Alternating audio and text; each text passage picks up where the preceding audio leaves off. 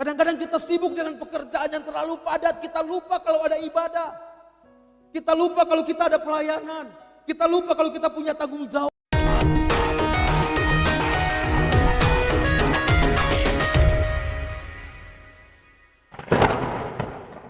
Shalom. Sudah diberkati, amin. Sudah diberkati, amin.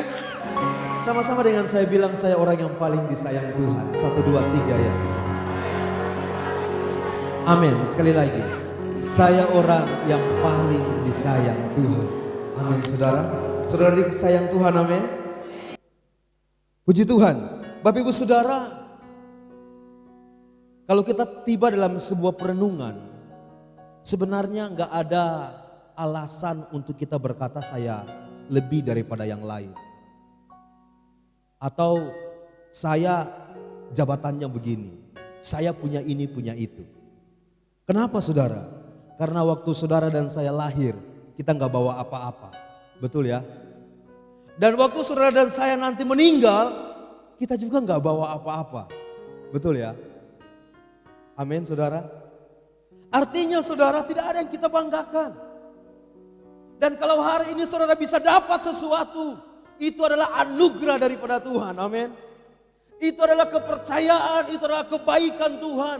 Bukan karena apa yang kita buat saudara. Tapi karena Tuhan mau menggenapi rencananya lewat saudara dan saya. Makanya dia harus lengkapi saudara. Dia harus berkati, dia harus siapkan. Dia harus tolong saudara, dia harus buat sesuatu buat saudara supaya melalui saudara dan saya namanya dipermuliakan. Amin. Makanya kesaksian 2 tadi luar biasa ya. Melalui setiap kita. Ya. Pelayanan itu besar. Makanya saya rindu nanti kalau bersaksi semua kita maksud saya lebih lagi begitu bersaksi.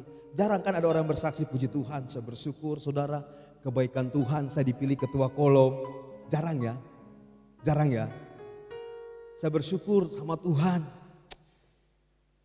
Kemarin waktu pemilihan majelis, saya jadi koordinator remaja. Aduh, ini anugerah Tuhan. Jarang loh. Tapi biar aja di perenungan kita saudara. Iya kan? Kadang-kadang kita saksikan, ya kayak saya kan, wah saya semua mengajar di SMP 1, semua karena Tuhan. Loh, waktu pelayanan kok kamu gak saksikan begitu? Iya kan? Itu kebaikan Tuhan yang besar. Dan saya mau bilang kalau kita dipercayakan anugerah pelayanan.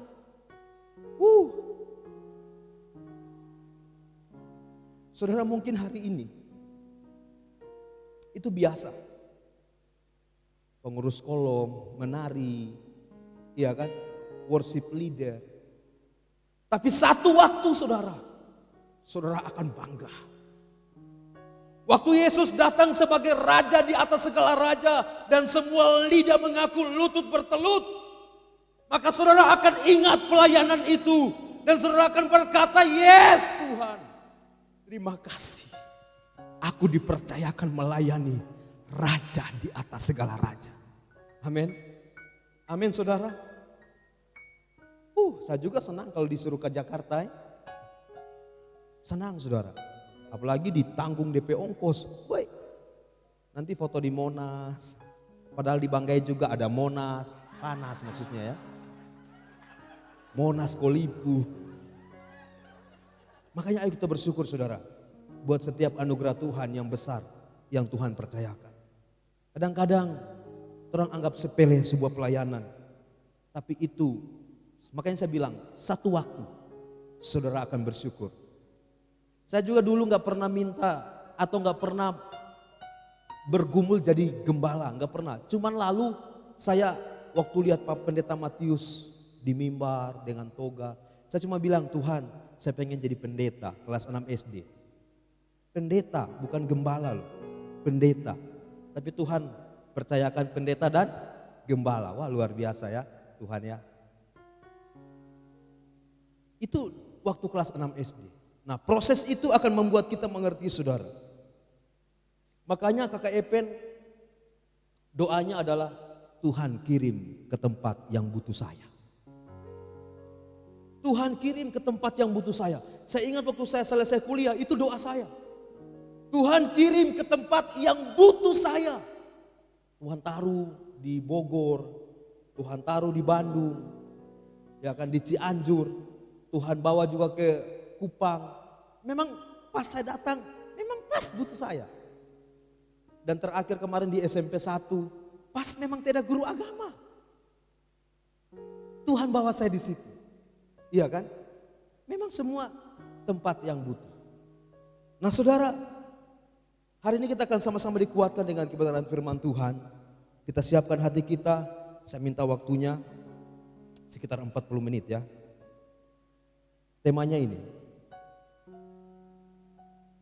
iman yang besar dan iman yang benar. Kita akan bahas dua bagian ini saudaraku.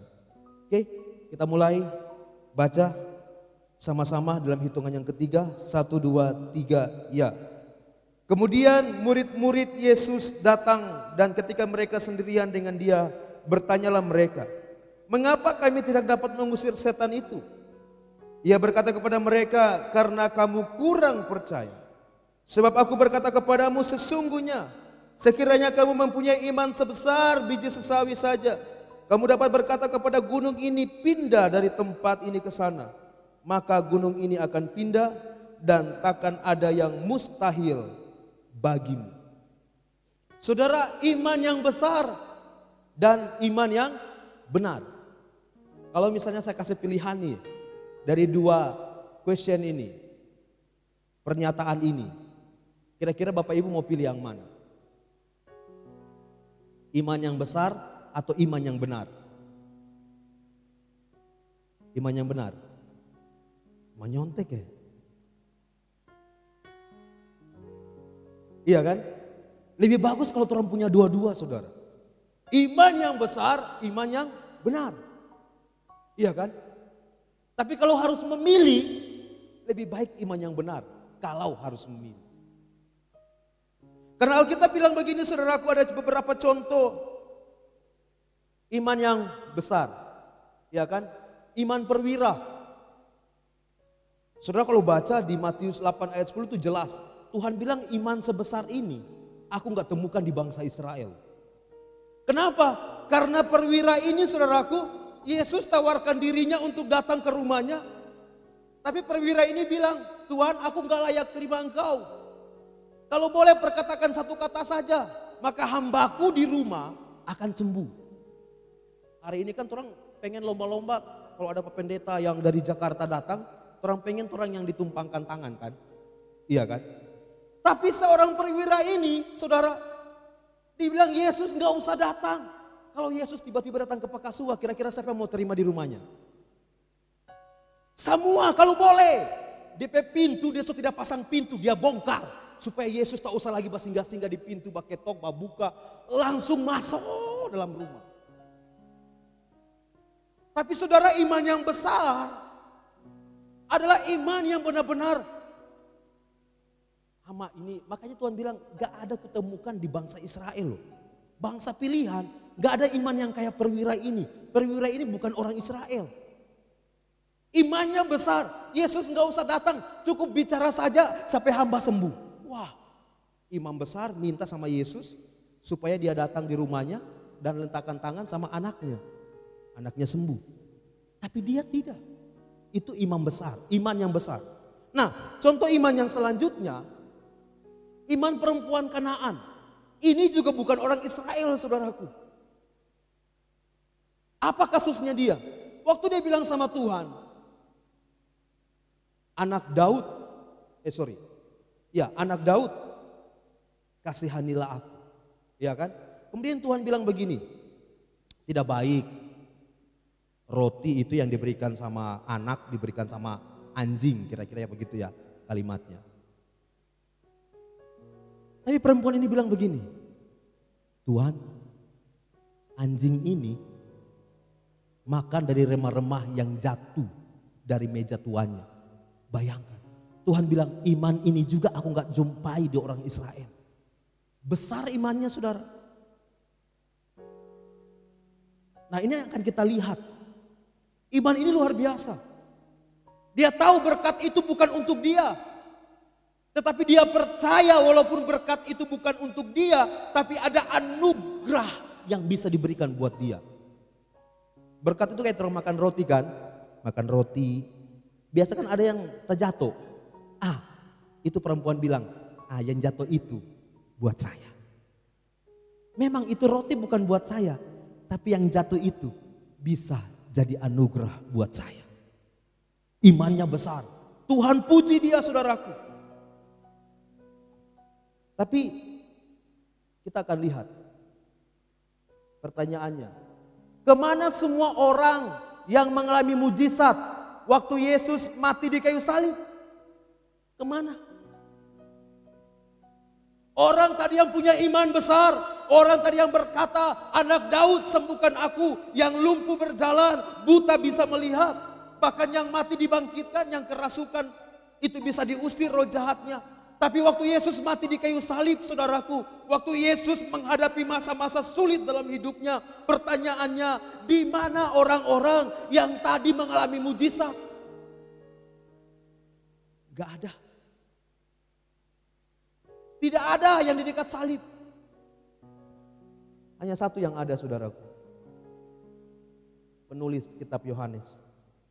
Dia bilang begini, di dalam kasih tidak ada ketakutan. Kasih yang sempurna melenyapkan ketakutan. Sebab ketakutan mengandung hukuman. Dan barang siapa takut, ia tidak sempurna di dalam kasih. Kita mengasihi karena apa, saudara? Siapa dia? Yohanes. Yohanes disembuhkan. Apakah dia timpang lalu kemudian Tuhan sembuhkan dia dan dia sehat dan dia bilang, Tuhan aku bela Tuhan habis-habisan. Gak ada, saudara. Yohanes itu ibumu. Kenapa? Karena Yohanes bukan cuma dapat mujizat, tapi Yohanes mendapatkan kasih dari Allah. Amin, saudara. Dan kasih itu yang membuat dia bertahan mencintai Tuhan. Kasih itu yang membuat dia bertahan walaupun semua murid-murid meninggalkannya. Petrus mana? Petrus cuma banyak cerita. Dia bilang semua iman teman-temanku boleh bergoncang, tapi aku tidak. Baru dibilang, Petrus, kayaknya kamu bagian dari yang itu ya? Enggak kok. Mana DP iman tadi yang besar katanya? Di sini kata kuncinya, saudara. Iman yang besar atau iman yang benar. Oke, kita akan lihat pelan-pelan. Ini dia iman yang benar, saudaraku. Saya coba cepat ya, ada 3 bagian di sini. Iman yang besar atau iman yang benar adalah iman yang dibentuk lewat proses hidup. Saudara coba lihat ini ayatnya. Ya, waktu Abraham mempersembahkan anaknya Ishak, Kejadian 22 ayat 2. Firman-Nya, ambillah anakmu yang tunggal itu yang engkau kasihi, yakni Ishak. Pergilah ke tanah Moria dan persembahkanlah ia di sana sebagai korban bakaran pada salah satu gunung yang akan kukatakan kepadamu. Keesokan harinya pagi-pagi bangunlah Abraham, ia memasang pelana keledainya dan memanggil 2 orang bujangnya beserta Ishak anaknya. Ia membelah juga kayu untuk korban bakaran itu. Lalu berangkatlah ia dan pergi ke tempat yang dikatakan Allah kepadanya. Di ayat yang ke-10 kita lompat. Sesudah itu Abraham mengulurkan tangannya lalu mengambil pisau untuk menyembelih anaknya. Saudara, iman yang benar adalah iman yang lahir dari sebuah proses. Abraham, dia tunggu Ishak berapa tahun? Berapa tahun, saudara? Janji itu di umur 75 tahun, digenapi di umur 100. Berarti 25 tahun. Sebenarnya apa maksud Tuhan? Waktu Tuhan bilang, Abraham ambil anakmu persembahkan buat aku. Maksudnya apa, saudaraku? Di sini proses iman yang benar sedang diuji. Saudara lihat, ada kata kuncinya di situ. Ambillah anakmu yang tunggal itu, yang engkau kasihi. Yang engkau kasihi. Tuhan sebenarnya bukan mau bunuh Ishak, bukan. Yang Tuhan mau bunuh adalah rasa cinta, rasa sayangnya Abraham kepada Ishak yang dia sudah tunggu 25 tahun. Perasaan cinta sayangnya ini kemudian akan melebihi cintanya sama Tuhan. Makanya Tuhan uji di tempat itu. Apakah Abraham lebih mencintai anaknya atau mencintai Tuhan? Bisa saja dong Abraham bilang, Tuhan, hamba 25 tahun. Tuhan pikir ini kayak kemarin sore. 25 tahun Tuhan. 25 tahun. Itu so kayak umurnya kakak Epen. Kakak Epen berapa tahun? 25.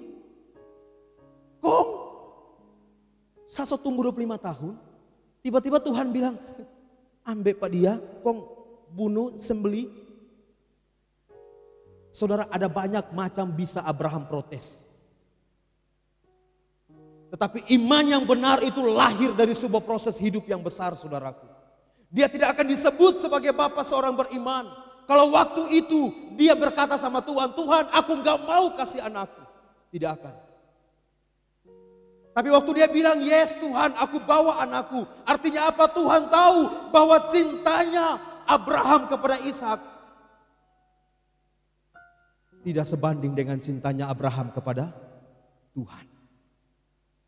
Hari ini apa yang berharga padamu saudara? Kadang-kadang itu diproses Tuhan untuk memurnikan supaya lahir iman yang benar dari hatimu. Amin. Kayak Abraham. Tapi Tuhan gak ambil benaran kok. Buktinya apa? Ishak gak disembelih. Cuman diuji. Hati-hati, kadang-kadang orang lebih mencintai istri, mencintai suami daripada mencintai Tuhan. Akan ada ujian untuk cinta itu. Kadang-kadang kita sibuk dengan pekerjaan yang terlalu padat, kita lupa kalau ada ibadah. Kita lupa kalau kita ada pelayanan. Kita lupa kalau kita punya tanggung jawab. Wow, itu menegur saya saudara. Tapi itulah ujian dari iman yang benar.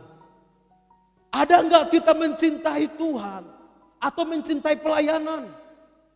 Atau kita mencintai suami, istri, anak-anak lebih daripada cinta akan Tuhan. Makanya iman benar itu harus diproses saudaraku. Waktu Tuhan suruh itu, saudara tahu, saya bayangkan hatinya Abraham pasti bergejolak sebenarnya. Tuhan, kan Tuhan janji ini anak yang akan mewarisi. Dia keturunanku, akan mewarisi. Tapi kok Tuhan, harusnya itu ada di hatinya. Dia lakukan tepat seperti apa yang Tuhan perintahkan. Itu hati. Saya punya teman, dia ini baik saudara. Tapi kalau orang yang tidak tahu karakternya, tidak ada yang mau berteman lama dengan dia. Kenapa? Karena sampai hari ini tidak ada teman dekat. Sedikit baku tak salah, masalah ini. Yang paling dekat saya. Padahal dia Muslim, saya Kristen. Sampai semua yang sensitif ya, tentang rumah tangganya, tentang hubungan dengan istrinya. Dia cerita sama saya. Bayangkan. Saudara, dan saya bersyukur saya bisa ketemu dengan dia. Kenapa? Karena melalui dia hati saya diproses. Sebenarnya saya juga bisa komplain sama-sama dengan teman-teman yang lain. Tapi Tuhan proses supaya saya bisa terima dia dan akhirnya teman curhatnya saya. Luar biasa. Sampai apapun harus saya. Makanya hari ini kalau kita diproses Tuhan hati kita. Saya kasih contoh dulu satu nih. Mana sampai mangku-mangku.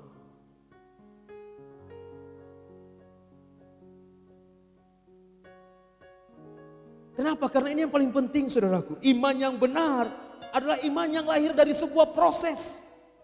Kadang-kadang kita disakiti. Kadang-kadang orang tidak baku cocok. Bukan cuma di sini saudara. Di sekolah juga begitu. Tanya yang guru-guru. Pasti ada yang agak aneh-aneh kan. Cuman Lewat dia kita yang diubahkan loh. Itu yang Tuhan mau. Kenapa ada orang-orang yang tanda kutip kelihatan menjengkelkan di sekitar kita? Sebenarnya melalui kita Tuhan mau supaya hati kita diubahkan. Itu loh. Kenapa trompet suami begini terus? Melalui dia hatimu diperbesar kapasitasnya. Wih, berarti saya agak-agak ini dong. Paling kuat lagi.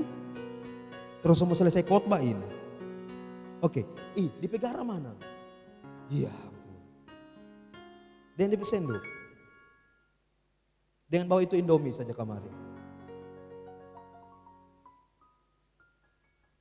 Kita kasih contoh yang pertama ya saudara. Agak malumbit ya. Kalau tadi terus briefing duluan. Belum dibikin apa-apa, buka dulu. Sebentar, mana Pesendo?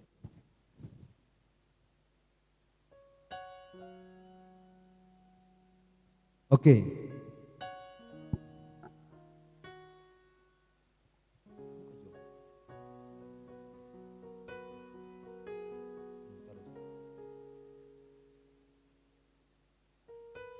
Oke, stop. Ini garam ya. Coba Esti ngepe mangkok. Saya taruh di sini. Mangkoknya agak kecil ya. Saya taruh. Taruh lagi garam. Kasih agak sama DP ukuran ya. Oh sudah. Oke, saya taruh di sini. Yang agak besar kedua. Satu lagi. Cuma saya bilang sama dorang 3, kalau maju nanti tidak lagi uang 5.000, 10.000. Dong bilang tiap apa game. Oh, saya pikir dong maju dong tuntut 10.000 lagi. Garam yang sama saudara, dengan ukuran yang hampir sama. Dari ketiga ini, kira-kira yang kurang berasa garamnya yang mana? Yang besar ya? Kenapa? Tempatnya besar, airnya lebih banyak, ya kan? Iya kan? Kenapa orang gampang kecewa, gampang sakit hati? Karena hatimu kecil saudara. Waktu dikasih masuk satu perkataan, tindakan, sikap, langsung mata, bukan apa ya, motono ya. Motono betul ya? Iya kan? Bagaram. Tapi kalau hatimu lebar sama dengan air yang mengalir, mau ditaruh itu garam 3 bungkus, apakah itu air jadi asin? Kenapa? Karena hatinya besar, hatinya lebar saudaraku, kapasitasnya besar. Sehingga waktu ada perkataan orang, waktu ada tindakan yang salah, waktu ada tindakan yang tidak baik diserang sama dia tidak akan terpengaruh. Amin saudara. Kenapa? Hatinya besar. Ini hatinya Yesus yang kita butuhkan. Makanya untuk mengasihi, oke boleh kembali, tidak 5.000 ya.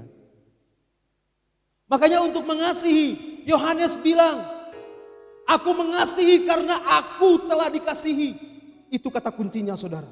Kita gak akan bisa mengasihi orang lain kalau kita gak merasakan kasihnya Tuhan. Gak akan bisa.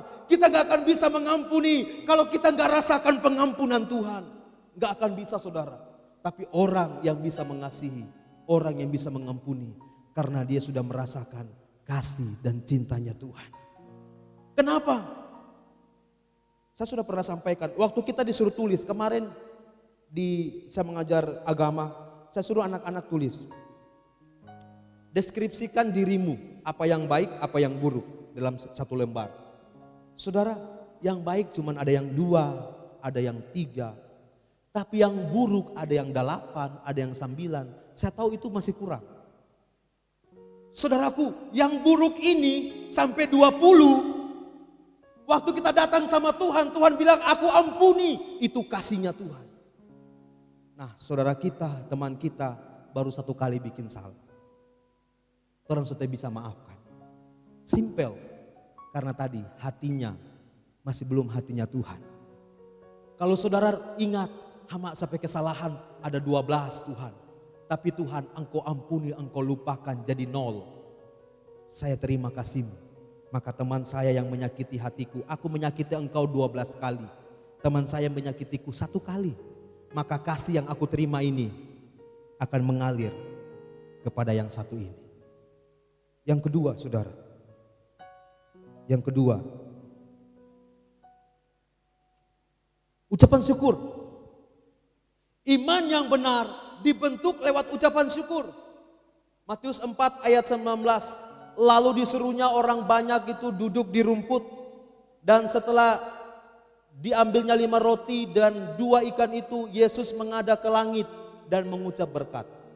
Lalu memecah-mecahkan roti dan memberikannya kepada murid-muridnya. Lalu murid-muridnya membagi-bagikannya kepada orang banyak. Yohanes 11:41. Maka mereka mengangkat batu itu, lalu Yesus menghadap ke atas. Saudara, ada 2 kata Yesus menghadap ke langit. Di bawahnya lagi Yesus menghadap ke atas, mengucap syukur. Iman yang benar akan dibentuk lewat ucapan syukur. Kenapa Yesus menghadap ke atas? Ada masalah di sini yang Yesus sedang alami, saudara.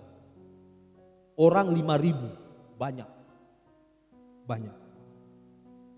Tapi Yesus, waktu ada 5 roti 2 ikan, dia tidak fokus kepada yang 5.000. Tapi dia fokus kepada siapa? Kepada Bapa. Dia menghadap ke atas. Artinya apa? Yesus sedang mau melihat bahwa betul ada banyak orang 5.000. Tetapi Allahku, Bapakku lebih besar kuasanya. Ada mujizat ketika aku melihat ke atas. Sama dengan waktu Yesus panggil Lazarus. Yesus nggak lihat di batu yang merupakan masalah Lazarus di dalam. Tapi Yesus melihat ke atas. Dia percaya Bapa bersama-sama dengan dia. Itu iman yang benar. Waktu saudara punya pergumulan, saudara, apakah saudara lihat masalah atau saudara lihat yang di atas? Waktu saudara lihat masalah, maka yang ada adalah bangsa Israel. Waktu mereka lihat Goliat, saudaraku, mereka kemudian takut, panik, kemudian mereka lari.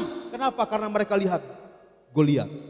Tapi waktu Daud melihat Goliat, dia bilang begini, aku datang bersama dengan Allah. Artinya apa?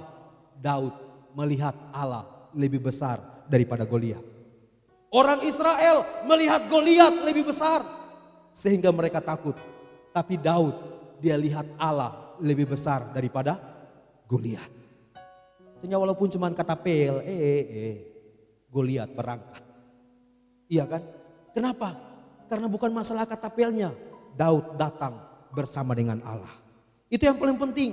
Nah, cuman kita kadang-kadang begini, saudaraku. Saya bawa ada Indomie. Nanti ini kalau yang penari mau ambil boleh. Kalau yang tidak dapat Indomie di pekan juga boleh. Saudara, ada 2 macam mie di sini. Yang satu mie rebus, yang satu mie goreng. Betul ya? Ada yang aneh nggak di sini? Apa? Dia pembungkus. Dia pembungkus aneh. Yang apa? Goreng.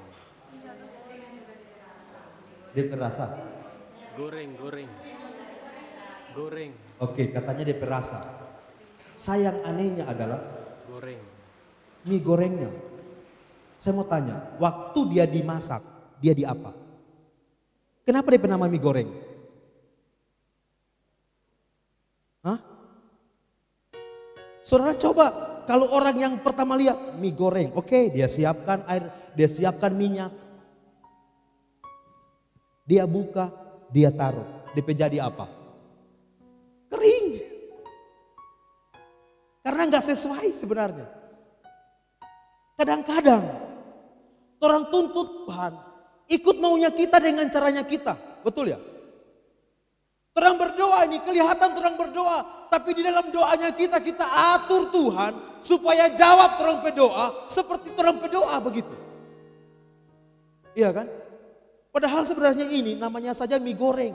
Prosesnya nggak perlu digoreng, direbus. Cuman tidak pakai air nanti pas disiapkan. Iya kan? Padahal dia bukan mie goreng sebenarnya. Iya kan? Mie rebus yang dibuang airnya lah. Mie kering ya. Tuhan kadang-kadang terus bilang, Tuhan ini mie goreng, Tuhan harusnya digoreng. Tuhan bilang, nah bukan begitu caraku jawab doa. Makanya izinkan saudaraku dalam ucapan syukur waktu kau lihat Tuhan. Artinya apa? Kita akan mengizinkan Tuhan yang ambil alih dengan caranya akan jawab doa kita saudaraku.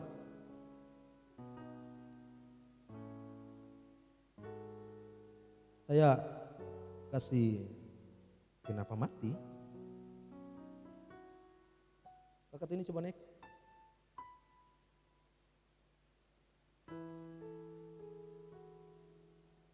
Kancing di situ ya. Oke. Sudah bisa Kartini? Karena kita semua masuk di kesimpulan. Nah, oke. Iman yang benar dibentuk melalui pengenalan akan kebenaran. Maksudnya apa saudara? Ini nih. Kebenarannya adalah siapa yang, ada ini maksudnya ya, kata ini kurang. Siapa yang ada di dalam Yesus Kristus. Siapa saya di dalam Yesus Kristus. Itu kebenaran. Siapa saya di dalam Yesus? Siapa saya? Alkitab bilang kamu orang benar, kamu dikuduskan, kamu diberkati, kamu adalah anak-anak Allah. Itu kebenaran. Maka kalimat yang selanjutnya adalah kenyataan atau realita harus tunduk pada kebenaran. Saudara mengerti? Tetapi kebenaran saya di dalam Kristus, saya sehat, saya tidak ada ambeien. Itu kebenaran. Kenapa? Karena Kristus sudah mati di kayu salib. Realitanya, oke, saya ada ambeien. Tapi saya akan berkata, ambeien kau realita. Tapi kebenarannya adalah Kristus telah mati di kayu salib, menanggung sakitku. Maka saat ini sembuh. Realitanya mungkin keluarga kita sepertinya susah saudaraku. Tapi saya mau bilang itu realita. Kebenarannya di dalam Kristus keluargamu diberkati. Itu kebenaran. Maka realita harus tunduk pada kebenaran. Kenapa? Karena Kristus sudah selesaikan di kayu salib. Kebenarannya mungkin orang punya keturunan tidak akan jadi berkat. Itu realita. Tapi kebenarannya di dalam Kristus kita adalah keturunan ilahi. Itu kebenaran. Maka yang realita harus tunduk pada apa kata firman Tuhan. Itu iman yang benar. Dan saya simpulkan dengan kalimat ini. Saudara, iman yang besar dapat membuat mujizat. Tetapi perhatikan baik saudara. Iman yang benar membuat orang atau pribadi tetap percaya, setia, walaupun doa belum dijawab, tetap kuat, tetap kuat walaupun berat tantangan. Iman yang benar akan menghasilkan orang-orang yang tahan uji. Walaupun dia berdoa 2-3 tahun belum dia dijawab, tapi dia tetap setia sama Tuhan. Dia akan tetap sungguh-sungguh sama Tuhan. Iman yang benar akan menghasilkan orang yang berdiri di kayu salib, yaitu Yohanes. Kenapa? Karena dia mengerti kebenaran. Kebenaran ini akan memerdekakan. Saudara,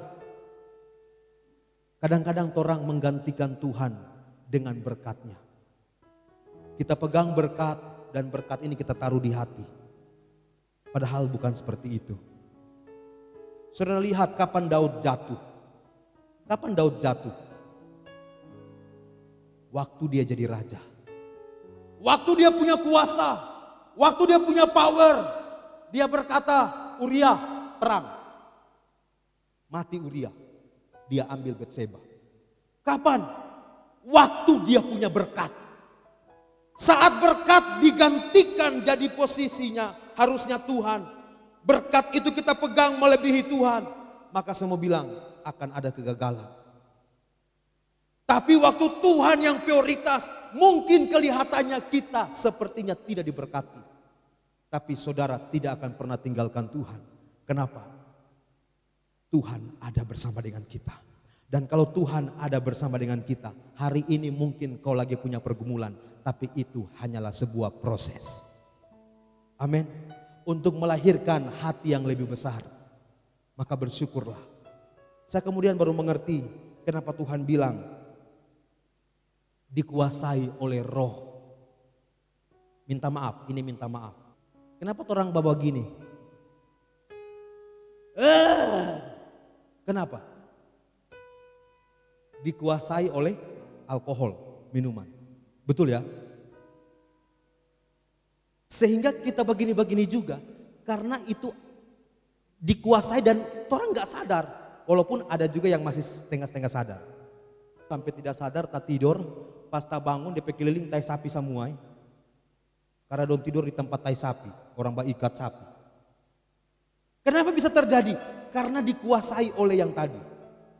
Waktu saudara dikuasai oleh roh, maka apa yang terjadi? Saudara akan melakukan apa yang roh mau. Tapi waktu kita dikuasai oleh daging, maka kita akan melakukan apa yang daging mau. Makanya Tuhan bilang, tinggal di dalam aku, kamu berbuah. Tuhan memberkati kita semua. Amin. Kita katakan pujian tadi refnya.